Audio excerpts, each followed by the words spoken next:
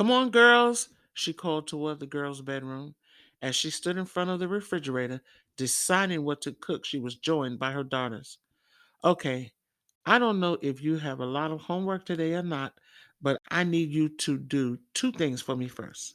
I want one of you to get all the towel and washcloths together and wash a little clothes while the others gets the stuff so I can make macaroni and cheese and set the table.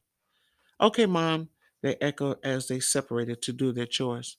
I'll get the food, said Ned, not wanting to go downstairs. No, you won't. I did the laundry last time, said Vet, blocking her from getting into the pantry. Move, Vet. I'm not playing with you. You always do this. And I'm not washing any clothes today. Um, excuse me. You two act like I'm not even here. I strongly suggest you get it together because I'm not in the mood to hear this right now, interrupted their mother. Ma, Vet knows she's supposed. I don't care. I don't want to hear it. Just get it done. You know we're going to have three small children living here real soon, and I'm going to need your help. It's going to be kind of hard enough getting used to them and getting them used to us without you two acting like a couple of knuckleheads. Well, will I be able to count on you, or should I plan to do this all by myself? I'm sorry, you can count on me, Ma, a contrite vet said, hugging her mother and rolling her eyes at her sister. Yeah, you can count on me too, Ma, said a sullen Ned, turning and heading down the basement stairs toward the laundry room. Oh, but I can't get a hug though, huh? She came back and gave her mother a big hug, kissed her on the cheek, and avoiding her sister, turned back towards the basement. She had only taken 2 steps when her mother reached out and swatted her on the backside, calling her a spoiled brat, which brought a smile to her youngest daughter's lips. The remainder of the afternoon passed without incident as the three Jones women worked together in peaceful harmony. Chapter 4. It's all in the planning. During lunch period, Matt had called home and gotten permission from his mother to go to the gym to sign up for the basketball team. This, of course, was before his mother had gotten the phone call from her brother. So, as soon as the bell rang, ending the last class of the day, the two boys headed straight for the gym. They gathered in front of the coach and listened as he gave his usual speech of respect, punctuality, and good sportsmanship. Because Matt was a team player from the previous year and because of his exceptional skill, he was automatically selected to play. After the primary players were selected, it was time for the newcomers to be considered. The gym was packed with freshmen because they all knew this was their one chance to prove themselves and perhaps get a spot on the team, or at least be considered as a substitute. Taking advantage of his position and keeping his promise, Matt whispered to the coach, pointing toward Rife.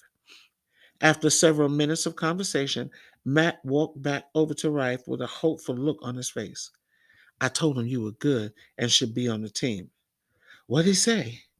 He said he'd think about it. Guess that means I could forget it, huh? Nope. I know the coach. And when he wants to say no, he says no.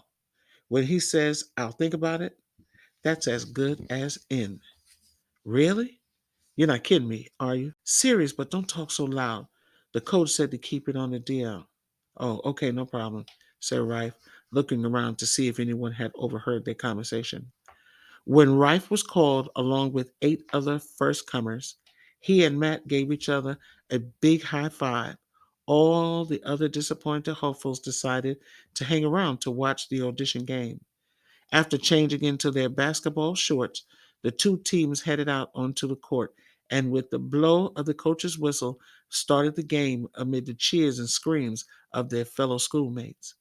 Matt and Rife proved to be formidable foes to the opposing team, and this brought a smile to the coach's face. There was a chemistry between the two that his trained eye knew came along only once in a season, and his pulse quickened as a picture of the tournament trophy flashed through his mind. He continued to watch the two as their team racked up point after point, much to the despair of their opposing teammates. Coach William Banyan had been the high school coach for 8 years running, and the kids, as well as the staff, loved him. In a predominantly black school, he was one of the only five white teachers.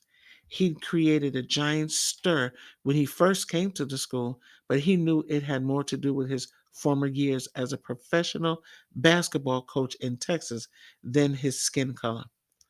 Determined not to let his past fame get to his head, he showed up to work every day and refused any preferential treatment. Soon, everyone just accepted him as the coach, and he settled into his new life. His friends and family initially were very concerned about his sudden decision to leave Los Angeles, but Will, short for William, knew it was the best thing for him. Still recovering from the sudden death of his wife in a car accident, Will had sunk into a deep depression. He stopped playing ball and lost his zest for life. When it seemed he would never smile again, Will knew it was the love and prayers of his family and friends and pastor that helped him through his period of mourning and helped him reach out to God for strength and guidance. Soon he was on the road to recovery, but he desperately needed a change of scenery. Basketball was in his blood, so he applied for and was selected as head coach at his old alma mater, where he'd been ever since. He just celebrated his 47th birthday, and at 6 feet 2, dark brown hair, hazel eyes, a square jaw, and an athletic build, he was the object of many crushes, students and staff alike. Although several members of the staff made it known they were interested in him, Coach Banyan was a committed widower and Christian and successfully fended off all proposals with tact and charm. His many years at Crest Ridge High was peaceful and without incident. That is until last year when Matt and his sisters entered his life.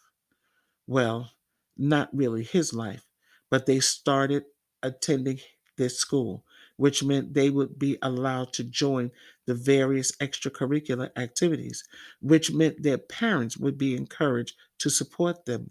This meant that since they lived in a one parent household, their mother would come to all these events alone. Hence his dilemma. Having Jesus Christ as his personal Savior, he knew was the anchor that kept him grounded through the years of pain and loneliness. Yes, God had truly brought him from a long way, and all of Coach Banyan's time and energy was spent on his knees and on the basketball court training his students. Occasionally, the thought of getting married crossed his mind, but Will knew that in God's own time, a mate would be selected and sent to share his life with him. Up until a year ago, the thought of his bachelorhood never even crossed his mind. But then Matt Jones's mother walked into the gymnasium, and suddenly life was a bit more complicated. Matt was a freshman in the school and had just caught the attention of Coach Banyan. This was truly a talented young man, and the coach was determined to have him on his team. But when he approached Matt, he was saddened to hear that Matt had been having problems with the school bullies that prevented him from attending any after school activities. It seemed the annual freshman day, the first Friday of the school year when the seniors beat up all the freshmen, had gotten a bit more violent, and Matt had an after school curfew imposed by his mother for his own protection. Mrs. Jones insisted on Matt being home at a certain hour to ensure her he was fine. If he was even 10 minutes late, she was out the door and on her way to school. Everything seemed to begin simmering down, and Denise had finally begun breathing easier when one crisp day in November, Matt didn't get home from school by his designated curfew time.